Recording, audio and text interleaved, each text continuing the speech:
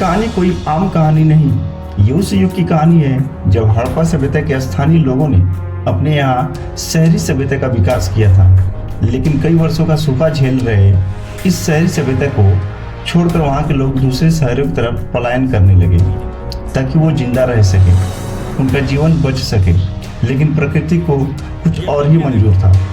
सिंधु घाटी की सभ्यता खत्म होने लगी। ब्राह्मण साम्राज्य का पुरोहित लगभग 4000 साल पहले 1600 ईसा पूर्व से 1000 ईसा पूर्व मध्य एशिया यूरेशिया के रास्ते होते हुए भारत आया, जिनका संबंध सीधे आर्यों से था, जिन्हें आर्य कहा जाता है। लगभग 4000 साल पहले इंडो आर्यन और ईरानी, जो एक ही पूर्वज के दो कबीले थे, एक ने भारत के उपमहाद्वीप को चुना और दूसरे ने ईरान के पठार का रुख किया।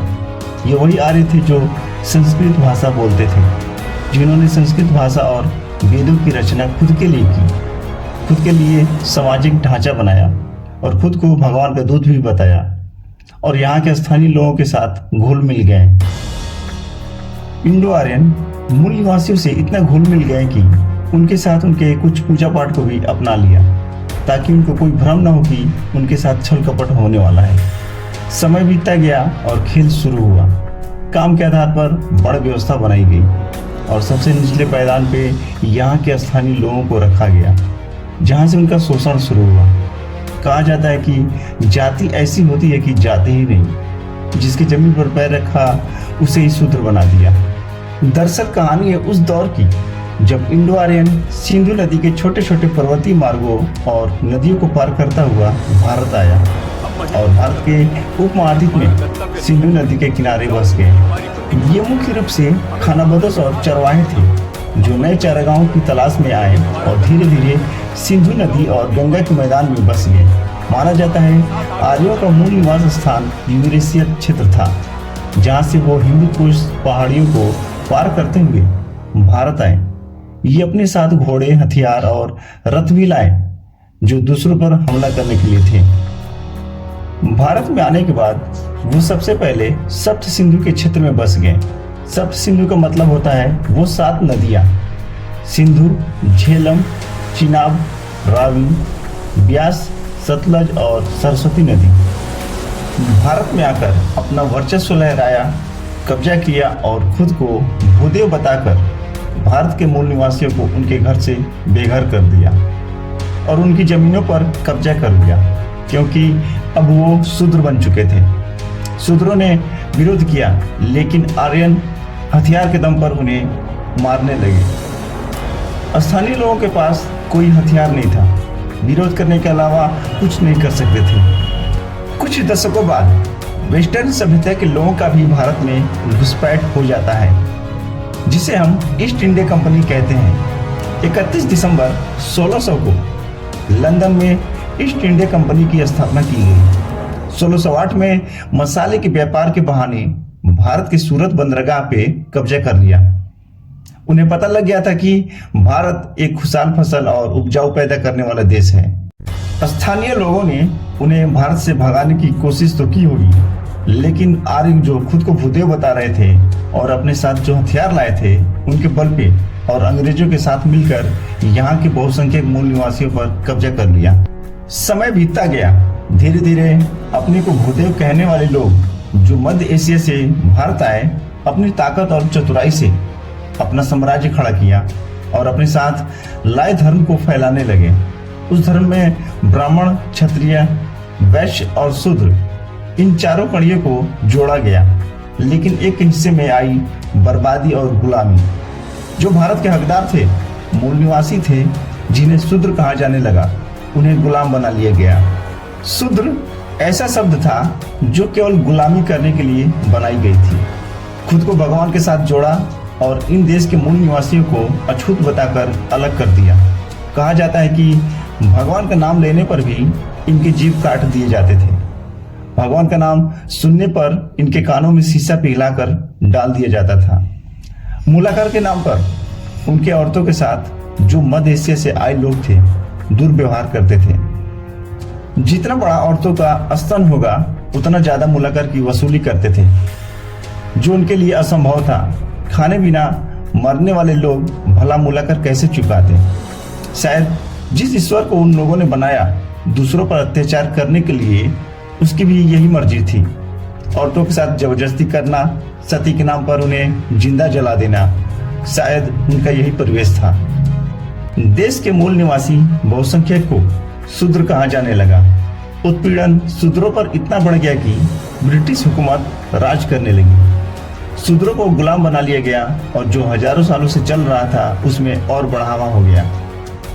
आज के जमाने में SC, ST और OBC में जो लोग हैं, उस जमाने में शूद्र कहे जाते थे। कहा जाता है कि अधर्म का पहिया ज्यादा देर तक नहीं टिकता, उसका विनाश जरूर होता है। समय का पहिया इतना मजबूत था कि सालों बाद महात्मा बुद्ध, रविदास, कबीर, ज्योतिराव फूले, शिवाजी गायकवाड़ के बाद इतिहास में पहली बार एक नायक जन्म लेता है। यूं कहें भारत का भाग्य विधाता। 14 अप्रैल 1891 एक ऐसी तारीख जो इतिहास की किताबों में दर्ज, लेकिन असल मायने में बहुत कम लोग समझ पाए।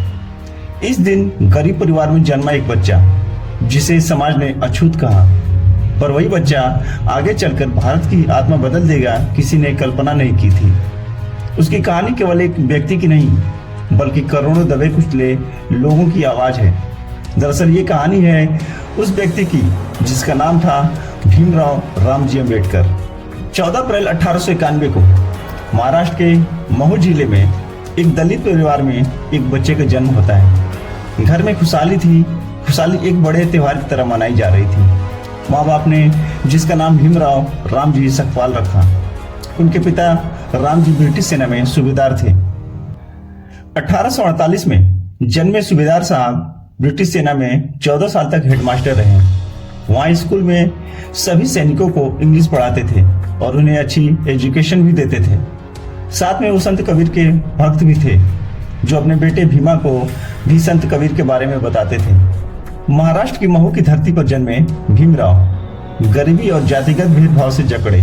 कक्षा में अलग बैठना, पानी से वंचित कर देना, ये सारी दीवारें जो जात पात के भेदभाव से जकड़ी हुई थी, भीमराव ने इन दीवारों को तोड़ने का फैसला किया। हर अपमान उनके लिए एक नया पाठ बन गया। अब बारी आती है एजुकेशन की। एल्फिंस्टन हाई स्कूल में उनकी प्रतिभा चमक रही थी। जैसे अंधेरे में पहली लौ जलती है, वैसे ही भीमराव का ज्ञान समाज को रोशन कर रहा था। कॉलेज की पढ़ाई ने उनके सपनों को पंख दे दिए। विदेश जाने की चाह ने उन्हें यह विश्वास दिलाया कि शिक्षा ही सबसे बड़ा हथियार है। भीमराव जानते थे कि किताबें ही उनका सबसे बड़ा हथियार है। हर बेइज्जती को उन्होंने अपना हथियार बनाया और हर तिरस्कार को उन्होंने आदर्श, और यही दर्द उन्हें महान बनाने वाला था। उस दौर में मनुवाद की जड़ें इतनी गहरी थी कि इंसान को इंसान मानना भी अपराध था। जाति की दीवार इतनी ऊंची कि कोई उसे पार नहीं कर सकता और हर कदम पर अपमान था। सोचिए जरा, अगर वही बच्चा जिसे समाज ने दबाने की कोशिश की, वो आगे चलकर उस समाज की नींव हिला देगा, कभी मनवादियों ने सोचा नहीं था।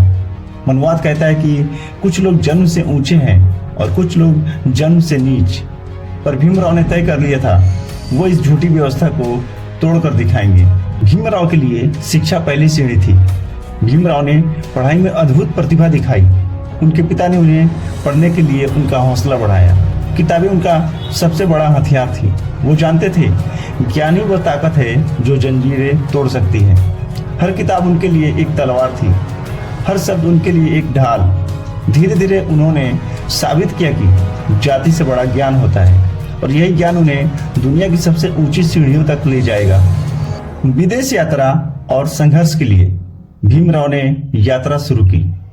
कोलंबिया यूनिवर्सिटी न्यूयॉर्क, जहां दुनिया के सबसे बड़े विद्वान पढ़ते थे, वहां एक अछूत लड़का खड़ा था।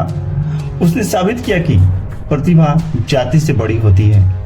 दिन रात पढ़ाई, रिसर्च और संघर्ष। वो जानते थे कि यह अवसर केवल उनका नहीं, बल्कि करोड़ों दबे कुचले लोगों की आवाज है। लंदन स्कूल ऑफ इकोनॉमिक्स में उन्होंने कानून और अर्थशास्त्र पढ़ा। उनकी कलम से निकले विचार आज भी भारत की नीतियों में गूंजते हैं। यह शिक्षा केवल डिग्री नहीं थी, यह आने वाले तूफान की एक छोटी सी चिंगारी थी जो फ्यूचर में संविधान की नींव रखने वाली थी। और यही नींव एक दिन पूरे ब्रह्मांड में न्याय का प्रतीक बनेगी, किसी को खबर नहीं थी। विदेश में न्यूयॉर्क की गलियों में चलते हुए भीमराव को महसूस होता था कि यहाँ जात पात का भेदभाव नहीं है, पर रंग और नस्ल का भेदभाव मौजूद है। वो समझ गए कि अन्याय केवल भारत तक सीमित नहीं बल्कि पूरी दुनिया में फैला हुआ है।